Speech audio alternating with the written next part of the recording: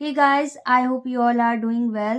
I am Iram Jahan and welcome you all in our channel जहाँ education zone. आज हम इसके multiple choice question solve करेंगे। सबसे पहले है सेक्शन ए, इसमें 20 मल्टीपल चॉइस क्वेश्चंस आएंगे और इसका करेक्ट ऑप्शन आपको OMR शीट में फिल करना होगा जो कि आपको एग्जाम में दी जाएगी। ओके, तो यहाँ पर हिंदी और इंग्लिश दोनों ही लैंग्वेज में आपके पास क्वेश्चंस रहेंगे यूपी बोर्ड में। जैसे यहाँ पर पहला क्वेश्चन लिखा गया है किन्हीं दो धनात्मक पूर्णांकों ए और बी के लिए, और यहाँ पर करेक्ट ऑप्शन क्या हो जाएगा, डी पॉइंट। ओके, और इसी क्वेश्चन को इंग्लिश में भी दिया गया है, for any two positive integers A and B, और इसका करेक्ट ऑप्शन हमें टिक करना है और OMR में फिल करना है। ओके, तो यहाँ पर इसका करेक्ट ऑप्शन क्या है, A into B is equal to HCF of A B and LCM of AB. Okay, product of two numbers is equal to HCF into LCM. यहाँ पर हिंदी में हमारे पास क्वेश्चन है एक शून्योत्तर परिमेय संख्या और अपरिमेय संख्या का भागफल होता है और 4 ऑप्शन दिए, और इंग्लिश में हमारे पास क्वेश्चन है the quotient of a non zero rational and irrational number will be. तो हमेशा अगर कोई नॉन जीरो रैशनल नंबर है और इरैशनल नंबर है, इन दोनों का सम दिया हो, मतलब इनका जोड़ दिया हो, या फिर इनका सब्ट्रैक्शन दिया हो या डिवीजन दिया हो, कुछ भी दिया हो, हमेशा आंसर इरैशनल होगा अगर एक नंबर रैशनल है और दूसरी इरैशनल। ओके, तो इसका करेक्ट ऑप्शन क्या हो जाएगा, इरैशनल मतलब अपरिमेय संख्या। तो यहाँ पर हमें m की वैल्यू 5 बताई गई है, n की वैल्यू में m मिस है, m की जगह पर m की वैल्यू पुट करेंगे, n की वैल्यू आ जाएगी, और यहाँ में किसकी वैल्यू पता करनी है, root over m square plus n square. यहाँ पर इस क्वेश्चन को हमें सॉल्व करना होगा। यहाँ पर हमारे पास है n और n में m वाली वैल्यू मिस है और m की वैल्यू हमें बताई गई है, तो m की जगह पर हम 5 पुट कर सकते हैं, ये हो जाएगा 5 + 7, और n की जगह पर आप n वैसे ही नोट कर सकते हैं, और इन दोनों को ऐड करने पर कितना आ जाएगा, 12। ओके, और अब हमें यहाँ पर किसकी वैल्यू पता करनी है, root over m square plus n square. तो ये किसके बराबर होगा, यहाँ पर रूट वाली वैल्यू वैसी रहेगी, m की जगह पर क्या आ जाएगा, यहाँ पर आएगा 5 का स्क्वायर प्लस n की जगह पर क्या आ जाएगा, 12 का स्क्वायर। तो यहाँ पर रूट ओवर 5 का स्क्वायर हो जाएगा 25 प्लस 12 का स्क्वायर 144, और यहाँ पर इन दोनों को हमें ऐड करना होगा, ऐड करने पर आ जाएगा 169, और 169 को आपको फैक्टराइज करना होगा रूट से बाहर करने के लिए। तो 169 किसका स्क्वायर होगा, 13 का। ये 13 की टेबल से ही कैंसिल हो सकता है, तो 13 का स्क्वायर करने पर हमारे पास 169 आएगा, और यहाँ पर स्क्वायर और रूट हट जाएगा, क्या बचेगा, सिर्फ 13। तो यहाँ पर root over m square plus n square की वैल्यू हमारे पास कितनी आई, 13। क्वेश्चन नंबर 3 में कौन सा ऑप्शन करेक्ट है, option C. Next is question number 4। अब यहाँ पर हमें समतुल्य परिमेय संख्या बतानी है, मतलब इक्विवेलेंट रैशनल नंबर्स। तो यहाँ पर हमसे पूछा गया है the equivalent rational number of any rational number will be. कभी भी इस तरीके का क्वेश्चन आए कि दो रैशनल नंबर के बीच में कितनी नंबर्स होती हैं, तो हमेशा इसका आंसर क्या होगा, अनडिफाइंड मतलब इनफिनाइट। ओके, और इसी तरीके से दो इरैशनल नंबर के बीच में कितनी नंबर्स होती हैं, तो इसका आंसर भी इनफाइनाइट होगा। और यहाँ पर पूछा गया कि किसी भी रैशनल नंबर के इक्विवेलेंट कितनी रैशनल नंबर होती है। ओके, तो इसका आंसर भी अनडिफाइंड है। और क्यों है इसका आंसर अनडिफाइंड, तो क्योंकि यहाँ पर इक्विवेलेंट की बात की गई, इक्विवेलेंट मतलब होता है मल्टीपल यानी कि टेबल। ओके, तो फॉर एग्जाम्पल अगर हमारे पास रैशनल नंबर है 2/5, तो यहाँ पर इसकी इक्विवेलेंट नंबर क्या हो सकती है, 2 2s are 4 upon 5 2s are 10। तो यहाँ पर 4/10 भी हो सकती है इसकी इक्विवेलेंट नंबर, और इसी तरीके से 2 3s are 6 upon 5 3s are 15, तो 6 अपॉन 15 भी इसकी इक्विवेलेंट नंबर है। और इसी तरीके से और भी बहुत सारी इक्विवेलेंट नंबर्स आ सकती हैं जो कि अनडिफाइंड है, इनफिनाइट है। ओके, तो यहाँ पर इसका करेक्ट ऑप्शन क्या है, option D. Okay, next is question number 5। अब यहाँ पर ये दो लीनियर इक्वेशंस हमें दी गई हैं और एक कंडीशन बताई गई है, और इसका करेक्ट ऑप्शन हमें पता करना है।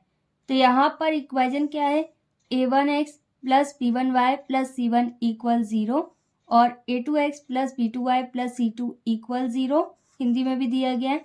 और यहाँ पर इसकी कंडीशन बताई गई है A1/A2 is equal to B1/B2 is equal to C1/C2, मतलब ये सभी आपस में बराबर हैं। तो जब यहाँ पर सभी वैल्यूज़ बिल्कुल बराबर हैं तो यहाँ पर बनने वाला जो ग्राफ है तो उसमें दोनों लाइंस एक दूसरे के ऊपर होंगी, मतलब सभी पॉइंट्स आपस में टच कर रहे हैं, इंटरसेक्ट हो रहे हैं। तो ऐसी कंडीशन में हमेशा इनफाइनाइट मतलब मैनी सॉल्यूशंस होते हैं। और ये कंडीशन तब होती है जब ग्राफ में लाइंस कोइंसिडेंट होती हैं, एक दूसरे के ऊपर होती हैं, तब हमारे पास जितनी जगह पर लाइन टच करेगी सभी जगह पर सॉल्यूशन आता है। ओके, सभी पॉइंट्स पर। तो अभी करेक्ट ऑप्शन इसका क्या हो जाएगा, लाइंस आर कोइंसिडेंट और इसे बोलते हैं संपाती रेखाएं। तो यहाँ पर कौन सा ऑप्शन करेक्ट है, option B. Next is question number 6। अब यहाँ पर हमें बताया गया कि कोई एक नंबर है और उसका 1/3, उस नंबर का 1/3 किसके बराबर है, 21 के बराबर। ओके, तो वो नंबर क्या होगी ये हमें पता करना है। तो नंबर हमें नहीं पता है, इसे हम x अज्यूम करेंगे और कंडीशन के अकॉर्डिंग सॉल्व करेंगे और इसमें से कोई एक ऑप्शन करेक्ट होगा। यहाँ पर सबसे पहले हमें नंबर अज्यूम करनी है कि वो नंबर क्या है। तो यहाँ पर हम नोट कर सकते हैं let the number B x, और अगर आप हिंदी मीडियम से हैं तो आप लिख सकते हैं माना वह संख्या x है। ओके, और फिर हम इसे प्रश्न अनुसार मतलब अकॉर्डिंग टू क्वेश्चन सॉल्व करेंगे। यहाँ पर क्या बताया गया है कि x का 1/3 मतलब 1/3 किसके बराबर है, 21 के बराबर। तो ये हो जाएगा x इंटू 1/3 इक्वल 21।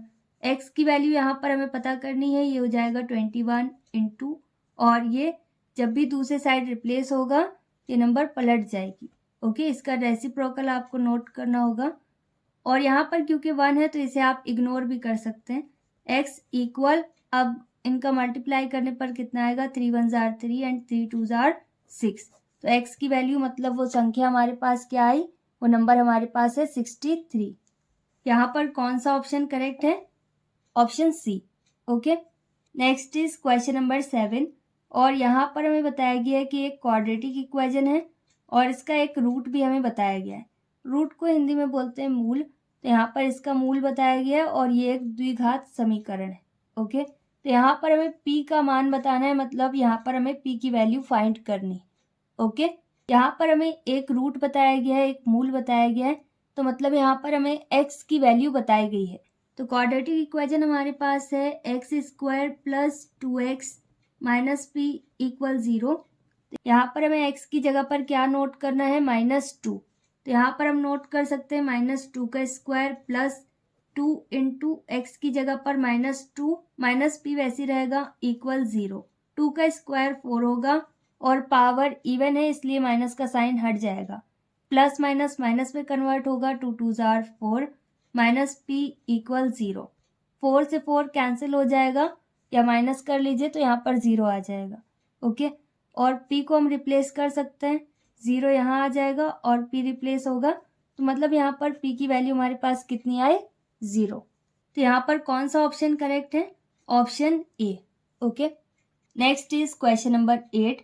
अब यहाँ पर बताया गया है कि the ratio of the areas of 2 triangles is equal to the square of the ratio of their corresponding sides. तो यहाँ पर हमें क्या बताया गया कि कोई 2 ट्राइंगल्स हैं जिनके एरियाज का रेशियो किसके बराबर है, उन ट्राइंगल्स की कॉरेस्पॉन्डिंग साइड्स के रेशियो के स्क्वायर के बराबर। ओके, तो ये एक थ्योरम है और ये कहाँ पर अप्लाई होती है, जब सिमिलर ट्राइंगल्स की बात की जाती है। ओके, तो यहाँ पर इसका आंसर क्या होगा, समरूप यानी कि सिमिलर। तो यहाँ पर ऑप्शन सी करेक्ट है। Next is question number 9। अब यहाँ पर हमें पता करना है कि एक्स एक्सिस पर कोऑर्डिनेट के पॉइंट्स क्या होंगे, और यहाँ पर बताया गया कि ये पॉइंट इक्वी डिस्टेंस है, मतलब बिल्कुल बराबर डिस्टेंस पर है 2 पॉइंट्स के। वो दोनों पॉइंट्स हमें बताए गए हैं 2, -5 और दूसरा पॉइंट -2, 9। ओके, तो इनके बीच में आने वाला पॉइंट उसका कोऑर्डिनेट क्या होगा वो हमें पता करना है। फॉर एग्जाम्पल ये एक्स एक्सिस है और यहाँ पर हमें बताया गया कि इसमें 2 पॉइंट्स हैं, पहला इनिशियल और दूसरा एंड।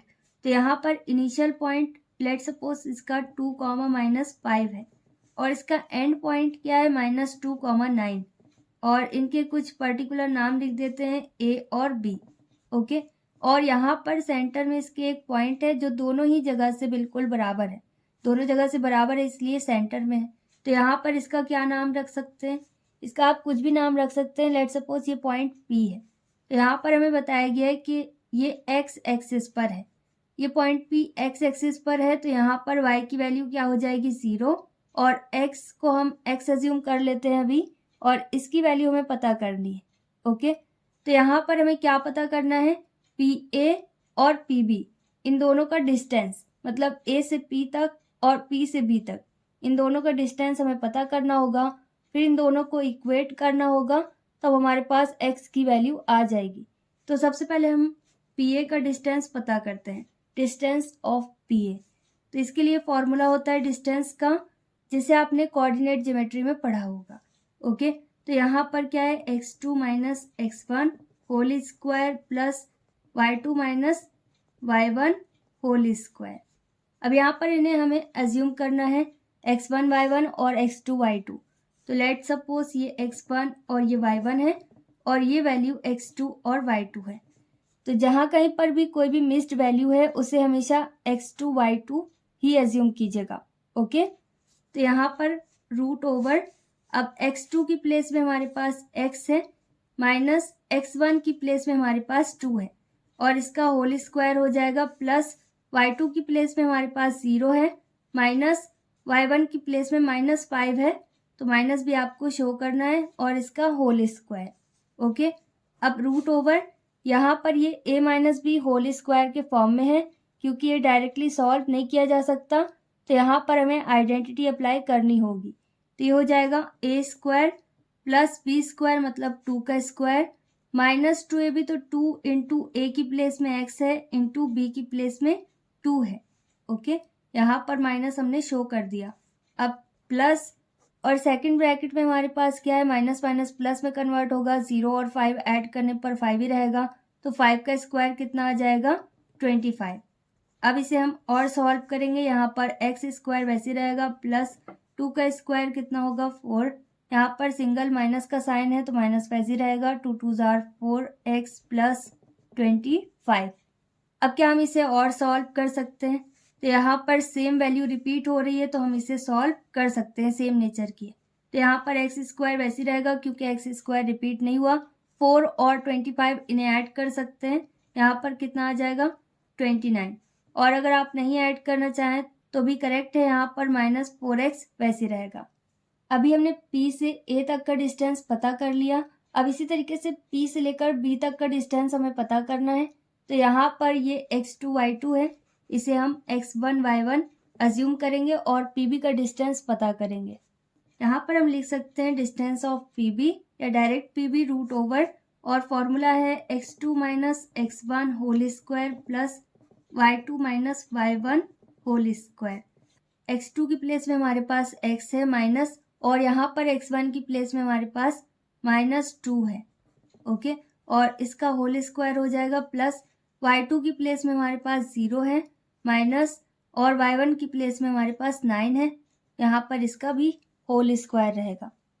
अब इसके बाद यहाँ पर x माइनस माइनस प्लस में कन्वर्ट होगा, ये हो जाएगा x plus 2 whole square plus 9 का स्क्वायर कितना होगा 81, और माइनस का साइन यहाँ से हट जाएगा क्योंकि पावर क्या है इवन। ओके, अब यहाँ पर हमें आइडेंटिटी अप्लाई करनी होगी क्योंकि इसे हम और सॉल्व नहीं कर सकते। ओके, तो ये a plus B whole square के फॉर्म में है तो इसे हमें इसकी स्टैंडर्ड फॉर्म में कन्वर्ट करना होगा।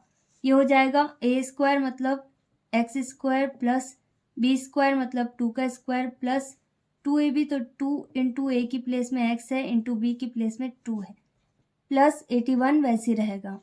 अब यहाँ पर एक्स स्क्वायर वैसे रहेगा प्लस 2 का स्क्वायर 4 हो जाएगा प्लस 2 2 जार 4x हो जाएगा प्लस 81। अब हम इसे और सॉल्व कर सकते हैं अभी क्योंकि 81 और 4 सेम नेचर के हैं। यहाँ पर रूट ओवर एक्स स्क्वायर वैसे रहेगा क्योंकि रिपीट नहीं हुआ एक्स स्क्वायर कहीं पर, 81 और 4 इन दोनों को ऐड करने पर 85 प्लस 4x वैसे रहेगा।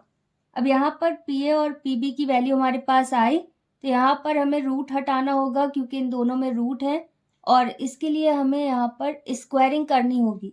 तो यहाँ पर हम नोट कर सकते हैं स्क्वायरिंग ऑन बोथ साइड्स और इसे हम शॉर्ट फॉर्म में एस बी नोट कर सकते हैं। यहाँ पर हम लिख सकते हैं पी ए का whole square is equal to P B का होल स्क्वायर। ये दोनों बिल्कुल बराबर हैं डिस्टेंस में, ये हमें क्वेश्चन में बताया गया है। ओके, तो यहाँ पर पी ए की वैल्यू हमारे पास कितनी आई, रूट ओवर और x square plus 29 minus 4x और इसमें हमें स्क्वायरिंग करनी है तो यहाँ पर होल स्क्वायर आ जाएगा इक्वल और पी बी की वैल्यू हमारे पास कितनी आई है, root over X square plus 85 और प्लस 4x और यहाँ पर भी हमें होल स्क्वायर नोट करना है दोनों ही साइड। ओके, और स्क्वायर और रूट हट जाएगा, यहाँ पर क्या बचा, x square plus 29 minus 4x equal और इसी तरीके से यहाँ पर x square plus 85 plus 4x बचेगा, स्क्वायर और रूट हट जाएगा। अब यहाँ पर इक्वल के पहले और बाद में बिल्कुल सेम वैल्यू है तो ये कैंसिल हो जाएगी और नहीं समझ में आए तो x वाली वैल्यूज एक साइड और बिना x वाली वैल्यूज एक साइड नोट कर लीजिएगा और इसे सॉल्व कर लीजिएगा। ओके, तभी ये कैंसिल होगी, ये नेगेटिव हो जाएगी और माइनस 4x यहाँ पर है और ये पॉजिटिव है, यहाँ पर आकर माइनस का हो जाएगा minus 4x। Okay, x square से एक्स स्क्वायर कैंसिल हो गया और यहाँ पर 85 है और 29 हम रिप्लेस करेंगे, नेगेटिव हो जाएगा, माइनस माइनस प्लस में कन्वर्ट होगा, ये 8x होगा और यहाँ पर माइनस का ही साइन रहेगा। माइनस के टोटल कितने हैं, 8x और 85 में 29 माइनस करने पर कितना आएगा, 56। बड़ी वैल्यू पॉजिटिव है, कोई साइन नहीं रहेगा, यहाँ पर 56/8 हो जाएगा, मल्टीप्लाई में डिवाइड में कन्वर्ट होगा और माइनस का साइन भी रिप्लेस हो जाएगा। यहाँ पर x इक्वल 8 7 आर 56। ओके, और माइनस का साइन है तो माइनस का साइन नोट करना है। यहाँ पर x की वैल्यू हमारे पास आ गई, कितनी आई, -7। इस पॉइंट के कोऑर्डिनेट क्या है, x, 0, तो यहाँ पर इसका आंसर क्या होगा, -7x की जगह पर और 0। ओके, यहाँ पर आ जाएगा p इज इक्वल टू -7, 0। तो इसका आंसर क्या है, -7, 0, यही पॉइंट के कोऑर्डिनेट है। Okay, next is question number 10। अब यहाँ पर एक ट्राइंगल दिया गया है, ट्राइंगल ABC और यहाँ पर बताया गया कि ट्राइंगल आइसोसेलेस है, मतलब समद्विबाहु है। समद्विबाहु मतलब जिसकी दो भुजाएं समान हैं, दो साइड्स बिल्कुल बराबर है। तो यहाँ पर कौन कौन सी साइड्स बराबर हैं ये भी बताया गया है। तो यहाँ पर हमें बताना है कि कौन सा ऑप्शन करेक्ट होगा। किसी भी ट्राइंगल में अगर दो साइड्स बिल्कुल बराबर हैं तो उनके ऑपोजिट एंगल्स भी बिल्कुल बराबर होते हैं और सिमिलरली अगर यहाँ पर एंगल्स बराबर होते तो तब इनके सामने वाली साइड्स बिल्कुल बराबर होती। फॉर एग्जाम्पल ये एक आइसोसेलेस ट्राइंगल है और यहाँ पर AB AC के बराबर है, तो AC के सामने वाला एंगल AB के सामने वाले एंगल के बराबर होगा, मतलब यहाँ पर एंगल B किसके बराबर होगा, एंगल C के बराबर। और इसी तरीके से अगर एंगल की वैल्यू दी गई हो तब साइड्स AB और AC बराबर होंगी, अगर एंगल B और एंगल C बराबर बताए गए हैं तब। ओके, तो यहाँ पर कौन सा ऑप्शन करेक्ट है, option C। Next is question number 11। अब यहाँ पर भी हमें एक ट्राइंगल दिया गया है और इसमें हमें AB, AC और BC इनकी वैल्यूज बताई गई हैं और एंगल भी हमें पता करना है। तो कहीं पर भी अगर सभी साइड्स बता दी गई हो तब वहाँ पर आप चेक करना कि ट्राइंगल राइट एंगल है या फिर नहीं। तो यहाँ पर अगर इन तीनों ही साइड्स से एक राइट एंगल ट्राइंगल बन रहा है तो इसके लिए एक प्रमेय है, एक थ्योरम है जिसको हम रेगुलरली यूज करते हैं। ओके, और सभी जगह में यूज करनी होगी जहाँ कहीं पर भी राइट एंगल ट्राइंगल बनेगा। ओके, यहाँ पर AB कितना है, 6 √3। AC की वैल्यू बताई गई है 12 सेंटीमीटर्स और BC की वैल्यू हमारे पास 6 है। तो यहाँ पर सबसे पहले हम पाइथागोरस थ्योरम अप्लाई करेंगे और चेक करेंगे कि क्या ये एक राइट एंगल ट्राइंगल है या फिर नहीं। पाइथागोरस प्रमेय या थ्योरम क्या होता है, h² is equal to p² plus b², मतलब कर्ण का स्क्वायर किसके बराबर होता है, लंब का स्क्वायर प्लस आधार के स्क्वायर के बराबर। यहाँ पर हाइपोटेनस की प्लेस में हमारे पास AC है तो AC का स्क्वायर किसके बराबर होगा, AB का स्क्वायर प्लस BC के स्क्वायर के बराबर। और अगर आप डायरेक्ट वैल्यूज पुट करना चाहें तो भी करेक्ट है। यहाँ पर AC की जगह पर क्या आ जाएगा 16, ये हो जाएगा 16 होल स्क्वायर। AB की वैल्यू हमारे पास है 6√3, तो इसका भी होल स्क्वायर होगा। और BC की वैल्यू भी हमारे पास है, तो इसका भी होल स्क्वायर हमारे पास आ जाएगा। यहाँ पर AC की जगह पर 12 है, 16 नहीं। ओके, तो 12 का स्क्वायर कितना होता है 144, और 6 का स्क्वायर कितना होगा 36 इंटू स्क्वायर और रूट हट जाएगा, यहाँ पर सिर्फ 3 बचा, प्लस 6 का स्क्वायर 36। अब 144 वैसे ही रहेगा, इक्वल इन दोनों का मल्टीप्लाई करने पर कितना आएगा 108 प्लस 36। इसके बाद यहाँ पर 44 वैसे रहेगा, और इन्हें ऐड करने पर भी हमारे पास कितना आ रहा है 144। ओके, तो यहाँ पर दोनों ही साइड वैल्यूज बिल्कुल बराबर है। इसका मतलब यहाँ पर पाइथागोरस थ्योरम सेटिस्फाई हो रही है। अगर यहाँ पर पाइथागोरस थ्योरम सेटिस्फाई हो रही है तो इसका मतलब यहाँ पर एंगल बी पर क्या है 90 डिग्रीज का एंगल, क्योंकि AC यहाँ पर सबसे बड़ी साइड है, और सबसे बड़ी साइड के सामने वाला एंगल हमेशा राइट एंगल होता है। ओके, यहाँ पर क्वेश्चन नंबर 11 में कौन सा ऑप्शन करेक्ट है, option B. Okay, next is question number 12। अब यहाँ पर बताया गया है कि ABC एक इक्विलैटरल ट्राइंगल है। इक्विलैटरल ट्राइंगल ऐसा ट्राइंगल होता है जिसकी सभी साइड्स बिल्कुल बराबर होती हैं, और हिंदी में इसे बोला जाता है समबाहु त्रिभुज। ओके, और इसकी साइड्स बताई गई हैं कि इसकी सभी साइड्स क्या हो जाएंगी 2a। यहाँ पर हमें इसके अल्टीट्यूड्स की लेंथ पता करनी है, मतलब इसके शीर्ष लंब की लंबाई पता करनी है। अब क्योंकि ये एक इक्विलैटरल ट्राइंगल है तो यहाँ पर बनने वाले जितने भी शीर्ष लंब है या फिर अल्टीट्यूड्स हैं उनकी भी लेंथ, उनकी भी हाइट बिल्कुल बराबर होगी। ओके, अल्टीट्यूड हाइट को बोलते हैं जहाँ पर 90 डिग्रीज का एंगल बनता है दोनों ही तरफ। ओके, और यहाँ पर 90 डिग्रीज का एंगल सभी जगह से बनेगा जहाँ कहीं पर भी ये हाइट होगी। पॉइंट A या वर्टेक्स A, B और C, इन तीनों से ही हमें अल्टीट्यूड ड्रॉ कर लेना है इसी तरीके से।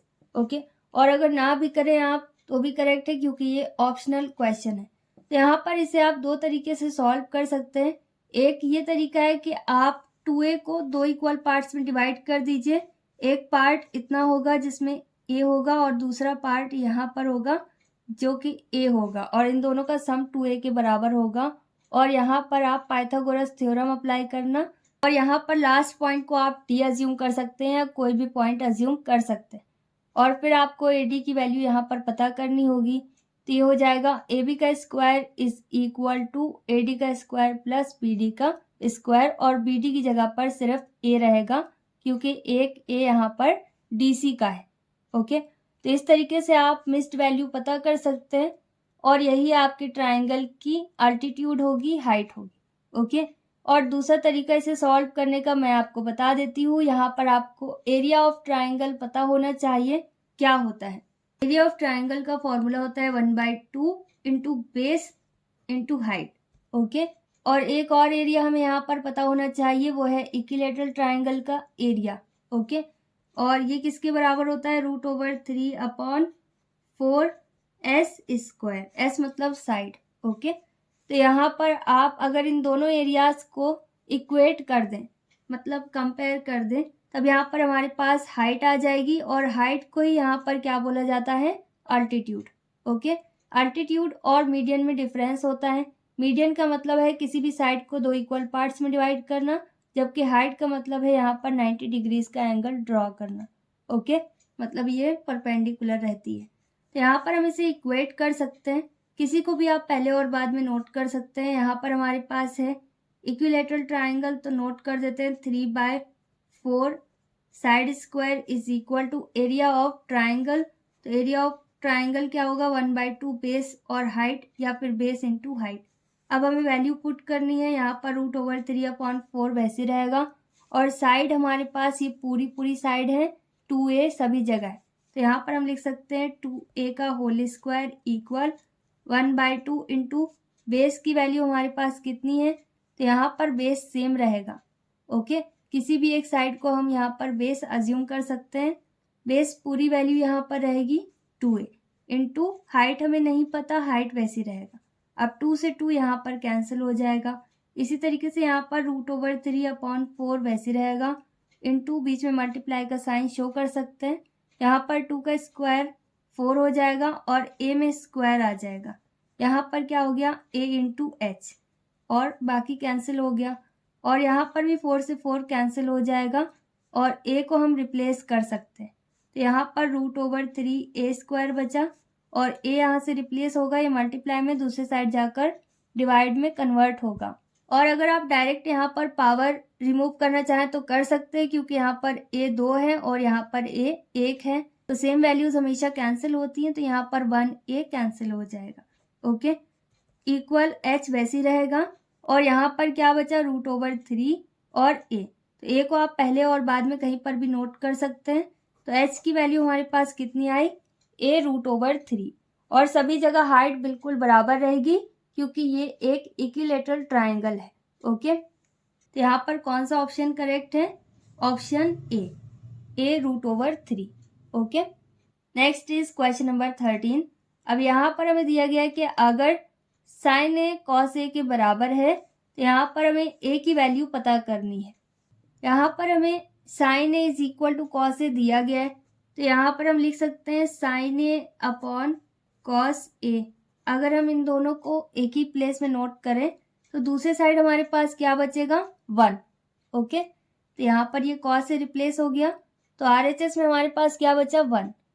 अब sign A upon cos A किसके बराबर होता है? tan a के, और यहाँ पर 1 वैसे ही रहेगा क्योंकि ये tan a है, तो इसे भी हम tan में कन्वर्ट कर सकते हैं।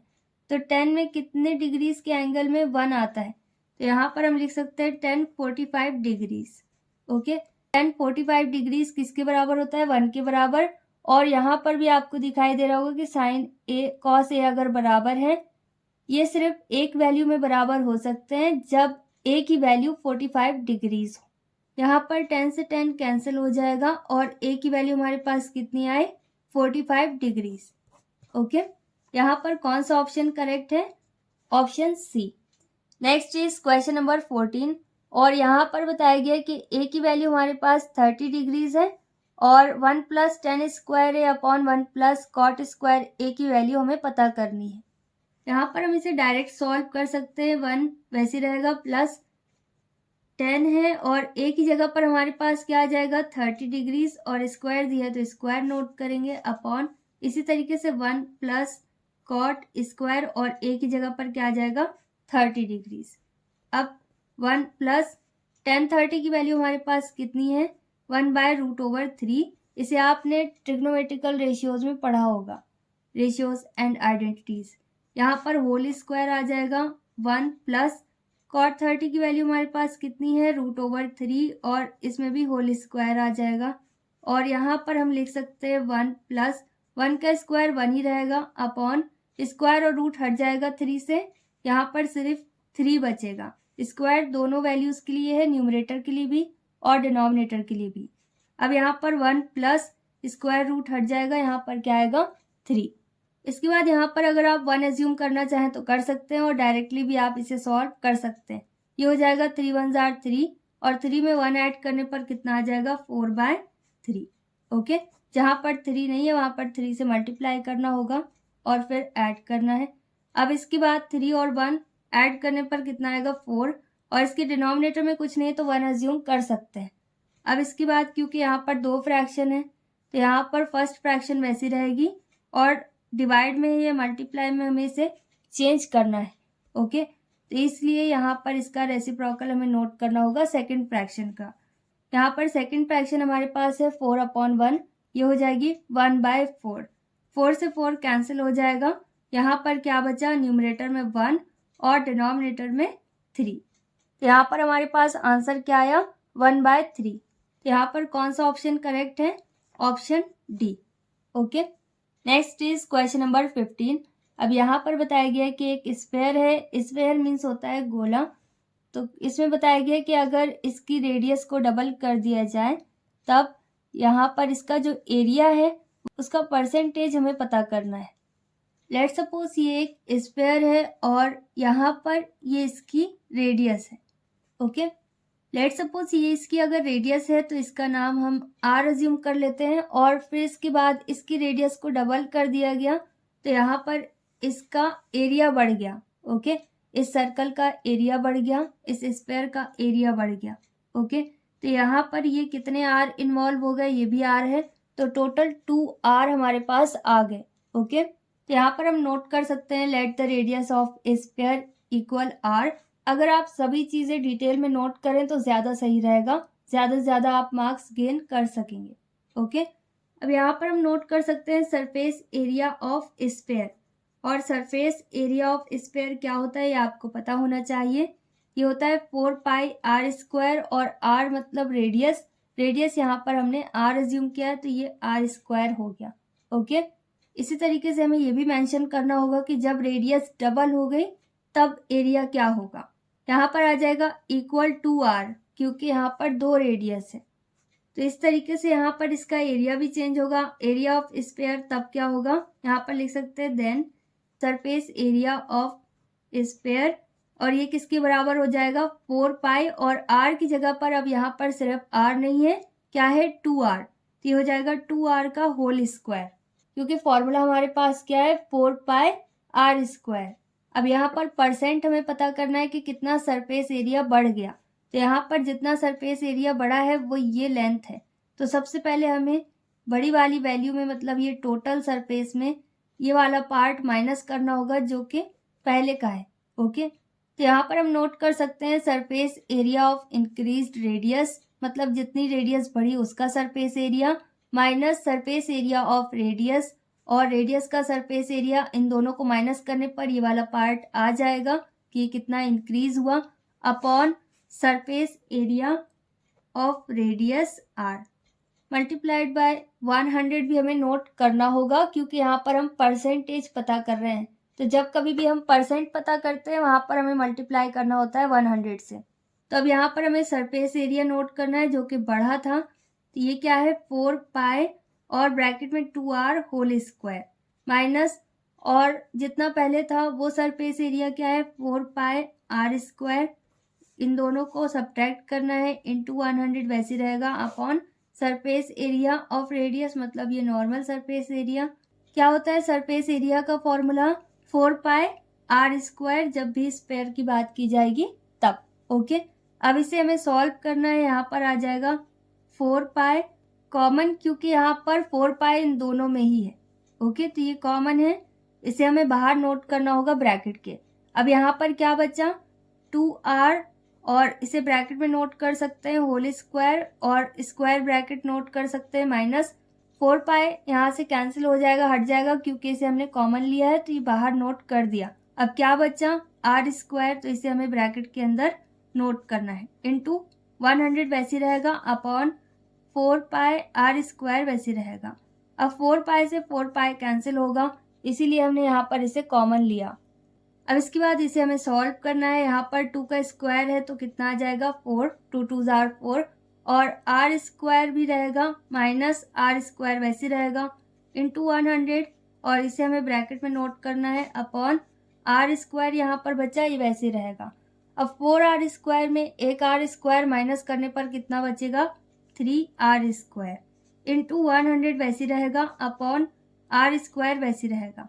अब आर स्क्वायर से आर स्क्वायर कैंसिल हो जाएगा, 3 1 जार 3 और 00 ऐसे नोट कर देंगे, और यहाँ पर हमारे पास क्या आ गया 300%, मतलब यहाँ पर स्क्वायर का एरिया कितने परसेंट बढ़ गया 300%। यहाँ पर कौन सा ऑप्शन करेक्ट है, option C. Next is question number 16। अब यहाँ पर बताया गया है कि हमारे पास रेशियो है 2 सर्कल्स के डायमीटर्स का। ओके, और यहाँ पर हमें इनके सरकमफ्रेंस का रेशियो पता करना है। डायमीटर्स मीन्स होता है व्यास, तो यहाँ पर व्यास का अनुपात दिया गया है और इसकी परिधि का अनुपात हमें पता करना है। तो यहाँ पर डायमीटर के लिए हम यूज कर सकते हैं d1 अपॉन d2 या फिर capital D upon small d। Okay, इनकी अलग अलग आपको पहचान लिखनी होगी क्योंकि दोनों d अलग हैं, सेम नहीं है। ओके, यहाँ पर 4/9 वैसे रहेगा। अब अगर आप इसे रेडियस के फॉर्म में नोट करना चाहें तो कर सकते हैं। यहाँ पर आप नोट कर सकते हैं r1 अपॉन r2, और रेडियस क्या होती है डायमीटर की हाफ होती है। ओके, d/2, तो यहाँ पर 4 का हाफ कितना हो जाएगा 2, और 9 का हाफ कितना आ जाएगा हमारे पास 4.5, 9 का आधा। ओके, तो यहाँ पर रेडियस हमारे पास आ गई। और अगर आप रेडियस ना भी नोट करें तब भी आप इसे सॉल्व कर सकते हैं। अब यहाँ पर हमें क्या पता करना है, रेशियो ऑफ सर्कमफ्रेंस। तो सर्कमफ्रेंस का फॉर्मूला होता है 2 पाई, यहाँ पर हम लिख सकते हैं R1 अपॉन 2 पाई R2। क्योंकि दोनों ही R अलग होंगे तो इसे हमें अलग अलग शो करना होगा, एक R1 है एक R2, या फिर आप यहाँ पर capital R upon small r भी नोट कर सकते हैं। 2 से 2 कैंसिल हो जाएगा, जैसे अभी कैंसिल हो रहा है, 2 पाई से 2 पाई कैंसिल। ओके, और यहाँ पर R1 की प्लेस में हमारे पास 2 है और R2 की प्लेस में 4.5 है। अब पॉइंट को हम रिमूव कर सकते हैं तो ऊपर हमारे पास क्या आ जाएगा, 0। अब किसकी टेबल में 20 और 45 ये दोनों आते हैं, 5 की टेबल में। 5 4s are 20 and 5 9s are 45। Okay, तो अगर आप यहाँ पर D यूज करें तब भी सेम आएगी वैल्यू, और अगर D नहीं यूज करना चाहते, रेडियस यूज करना चाहते हैं, तो यहाँ पर तब भी सेम वैल्यू आपके पास आएगी। ओके, तो यहाँ पर इसका रेशियो क्या है, 4:9, चेंज नहीं हो रहा, सेम ही है। ओके, तो यहाँ पर कौन सा ऑप्शन करेक्ट है, ऑप्शन बी। अब यहाँ पर हमें क्या पता करना है, ये एक टेबल दी गई है, इससे हमें मीन पता करना है। मीन को हिंदी में क्या बोला जाता है, माध्य। ओके, यहाँ पर हमें CI मतलब क्लास इंटरवल दिया गया है और फ्रीक्वेंसी बताई गई है। क्योंकि मीन पता करने का फॉर्मूला क्या होता है, मीन को हम x बार से डिनोट करते हैं और इसका डायरेक्ट मेथड भी होता है और शॉर्टकट मेथड भी होता है। तो अभी मैं इसे डायरेक्ट मेथड से सॉल्व करने वाली हूँ। ओके, जिसका फॉर्मूला होता है sufficient fx upon summation f। Okay, यहाँ पर फॉर्मूला में हमारे पास क्या है, समीशन f। यहाँ पर हमें f वाली सभी वैल्यूज को ऐड करना होगा। यहाँ पर 3 और 1 कितना हो जाएगा, 4 और 5 कितना आएगा, 9 और 4 कितना आएगा, 13 और 13 और 7 कितना आ जाएगा, 20। ओके, तो इस तरीके से आपको सभी वैल्यूज जितनी भी दी गई होंगी f की प्लेस में, उन सभी को ऐड करना है और क्या लिखना है, समीशन f। ओके, और यहाँ पर हमें क्योंकि समीशन fx पता करना है तो x यहाँ पर नहीं है, सबसे पहले हम x पता करेंगे और फिर इनका मल्टीप्लाई कर देंगे तो fx भी हमारे पास आ जाएगा। अब x पता करने के लिए CI वाली सभी वैल्यूज का हमें पहले सम करना है, इन दोनों वैल्यूज का, जिसे हम लोअर और हायर लिमिट्स बोलते हैं। तो 2 और 0 इन दोनों को ऐड करना है, 2 ही रहेगा, और फिर इसका जो कुछ भी हाफ है वो नोट करना है। इसी तरीके से 4 और 2 कितना आएगा, 6, और 6 का आधा कितना होता है, 3। इसी तरीके से 6 और 4 कितना आ जाएगा, 10, और 10 का हाफ कितना आ जाएगा, 5। और यहाँ पर 14 का हाफ 7, और यहाँ पर आपको दिखाई दे रहा होगा कि 2 का डिफरेंस आ रहा है, जैसे यहाँ पर दिया गया है। 1 में 2 ऐड करें 3, 3 में 2 ऐड करें 5, 5 में 2 ऐड करें 7, और 7 में अगर हम 2 ऐड कर दें यहाँ पर कितना आ जाएगा, 9, और ये इससे मैच करेगा।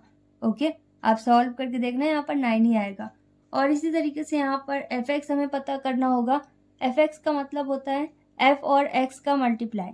ओके, fx क्योंकि यहाँ पर फॉर्मूला में है तो यहाँ हमें पता करना है। ये हो जाएगा 3 1s are 3, again 3 1s are 3, 5 5s are 25, और 4 7s are 28, and 7 9s are 63। Okay, अब क्योंकि यहाँ पर भी समीशन है तो इसे हमें ऐड करना होगा, ये हो जाएगा समीशन fx। ओके, और इन सभी को ऐड करना है सेम वैसे जैसे f हमने ऐड किया था। इन सभी को ऐड करने पर हमारे पास क्या आ जाएगा, 122। ओके, यहाँ पर समीशन fx की जगह पर हम क्या नोट कर सकते हैं, 122 अपॉन, और समीशन f की जगह पर हमारे पास क्या आया, 20। इन दोनों को डिवाइड करना होगा, डिवाइड करने पर हमारे पास कितना आएगा, 6.1। ओके, तो यहाँ पर मीन हमारे पास कितना आया, 6.1। तो यहाँ पर कौन सा ऑप्शन करेक्ट है, option D. Next is question number 18। अब यहाँ पर हमें मीन बताया गया है, मीन कितना है, 24.1, और मोड की वैल्यू बताई गई है कितनी है, 28, और मीडियन यहाँ पर हमें पता करना है। तो जहाँ कहीं पर भी 2 वैल्यूज बता दी जाए और तीसरी हमें पता करनी हो, इस तरीके के क्वेश्चंस में जहाँ पर मीन मीडियन मोड दिया है, मतलब माध्य, बहुलक और माध्यक दिया है, वहाँ पर एक रिलेशन होता है इन सभी के बीच में। यहाँ पर हमेशा आपको एक पर्टिकुलर फॉर्मूला यूज करना होगा जो कि है relation between median, mean and mode. Okay, तो यहाँ पर फॉर्मूला हमारे पास है mode equal 3 median minus 2 mean. Okay, तो यहाँ पर हम लिख सकते हैं मोड की जगह पर मोड की वैल्यू कितनी है 28 इक्वल 3 वैसे रहेगा। मीडियन की वैल्यू हमें पता करनी है, इसे वैसे नोट कर देंगे। -2 और मीन की वैल्यू हमें बताई गई है कितनी है 24.1। ओके, तो जिसकी भी वैल्यू दी गई हो वहाँ पर उसकी वैल्यू पुट करिएगा और जिसकी वैल्यू मिस्ड है वो पता कर लीजिएगा। ओके, यहाँ पर 28 वैसे रहेगा और 3 मीडियन भी वैसे रहेगा अभी, क्योंकि इसे हम रिप्लेस नहीं कर सकते। माइनस और इन दोनों का मल्टीप्लाई किया जा सकता है। यहाँ पर आ जाएगा 2 1 जार 2, 2 4 जार 8 एंड 2 2 जार 4 और पॉइंट एक डिजिट के पहले है तो यहाँ पर 2 के आगे पॉइंट आ जाएगा। अब यहाँ पर इन दोनों का नेचर सेम है तो इसे हम रिप्लेस कर सकते हैं। यहाँ पर 28 वैसे रहेगा, 48.2 रिप्लेस होगा, ये पॉजिटिव हो जाएगा क्योंकि ये नेगेटिव है। यहाँ पर प्लस का साइन आ जाएगा इक्वल 3 मीडियन वैसे रहेगा। अब इसके बाद इन दोनों को हमें ऐड करना है। 28 के बाद पॉइंट नहीं है तो यहाँ पर 0.0 नोट कर सकते हैं, पॉइंट के नीचे पॉइंट होना चाहिए इन्हें ऐड करने के लिए। तो यहाँ पर हमारे पास आ जाएगा 76.2 इन दोनों को ऐड करने पर इक्वल, और 3 को अगर आप डायरेक्ट रिप्लेस करना चाहें तो कर सकते हैं और अदरवाइज यहाँ पर हम लिख सकते हैं 3 मीडियन। अब क्योंकि हमें सिर्फ मीडियन की वैल्यू पता करनी है तो 3 यहाँ से रिप्लेस हो जाएगा, ये हो जाएगा 76.2 और ये मल्टीप्लाई में तो डिवाइड में कन्वर्ट होगा और यहाँ पर क्या बचा, सिर्फ मीडियन। अब यहाँ पर इसे हमें डिवाइड करना होगा। यहाँ पर हमारे पास कितना आ जाएगा 25.4 और ये मीडियन की वैल्यू है। तो यहाँ पर कौन सा ऑप्शन करेक्ट है, option C. Next is question number 19। अब यहाँ पर भी हमारे पास एक टेबल है और यहाँ पर हमें मॉडल क्लास मतलब बहुलक पता करना है। तो इसका मतलब जो बहुत बार वैल्यू रिपीट हो रही हो, ओके, ज्यादा फ्रीक्वेंसी। तो यहाँ पर सबसे हाईएस्ट फ्रीक्वेंसी या सबसे हाईएस्ट बारंबारता किसकी है, 23 की। तो यहाँ पर कौन सा क्लास इसका आंसर हो जाएगा 20 to 30। तो यहाँ पर ऑप्शन बी करेक्ट है क्योंकि यहाँ पर सबसे ज्यादा फ्रीक्वेंसी है। Next question number 20। अब यहाँ पर हमें रिलेशन पता करना है मीन मीडियन और मोड के बीच में। तो अभी हमने एक फॉर्मूला पढ़ा था, वही फॉर्मूला इसका आंसर होगा। यहाँ पर हमें क्या दिया गया है, mode equal 3 median minus 2 mean. तो यहाँ पर इसका कौन सा ऑप्शन करेक्ट है, ऑप्शन बी। ओके, तो 20 ऑप्शनल क्वेश्चन हमारे यहाँ पर कंप्लीट हो गए। अगर आपको इसमें कहीं पर कोई भी डाउट है तो वीडियो को रिवाइंड करके देखिए और प्रैक्टिस कीजिए, क्योंकि एग्जाम में इसके सिमिलर क्वेश्चन आ सकते हैं, तो इसकी आप प्रैक्टिस कीजिए। That's all in this video. Will meet in our next video very soon. Till then stay happy, stay tuned, stay connected, take care, bye bye.